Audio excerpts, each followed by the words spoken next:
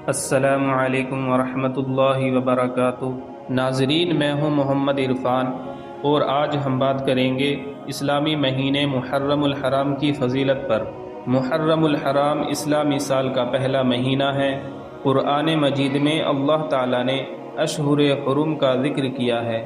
بے شک اللہ کے نزدیک مہینوں کی گنتی اللہ کے حکم کے مطابق 12 ہے۔ ان میں 4 مہینے حرمت والے ہیں۔ یہ 4 حرمت والے مہینے ذی القعدہ، ذی الحجہ، محرم اور رجب ہیں۔ محرم کی فضیلت میں احادیث بھی موجود ہیں۔ حضرت ابو ہریرہ رضی اللہ عنہ سے روایت ہے کہ نبی کریم صلی اللہ علیہ وسلم نے فرمایا، رمضان کے بعد سب سے افضل روزے اللہ کے مہینے محرم کے ہیں۔ محرم کا 10واں دن یعنی یوم عاشوراء بہت اہمیت کا حامل ہے۔ رسول اللہ صلی اللہ علیہ وسلم نے فرمایا، عاشوراء کے دن کا روزہ رکھنا 1 سال کے گناہوں کا کفارہ ہے۔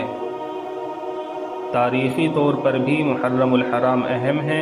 یوم عاشوراء کے دن اللہ تعالیٰ نے حضرت موسیٰ علیہ السلام اور ان کی قوم کو فرعون کے ظلم سے نجات دی تھی، اور اسلامی تاریخ میں بھی اس دن امام حسین رضی اللہ عنہ کی قربانی کا واقعہ بھی مشہور ہے۔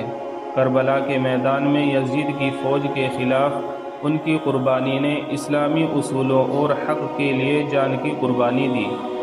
محرم میں زیادہ سے زیادہ نفل نمازیں پڑھیں، قرآن کی تلاوت کریں اور روزے رکھیں۔ حضرت عبداللہ بن عباس رضی اللہ عنہ سے روایت ہے کہ نبی کریم صلی اللہ علیہ وسلم نے فرمایا، جب تم محرم کا روزہ رکھو تو عاشوراء کا روزہ رکھو، اور اس سے 1 دن پہلے یا بعد کا روزہ بھی رکھو۔ آئیے اس محرم الحرام میں زیادہ سے زیادہ عبادات کریں اور اللہ تعالیٰ سے اپنی مغفرت کی دعا کریں۔ ویڈیو کو لائک کریں، شیئر کریں اور ہمارے چینل کو سبسکرائب کریں۔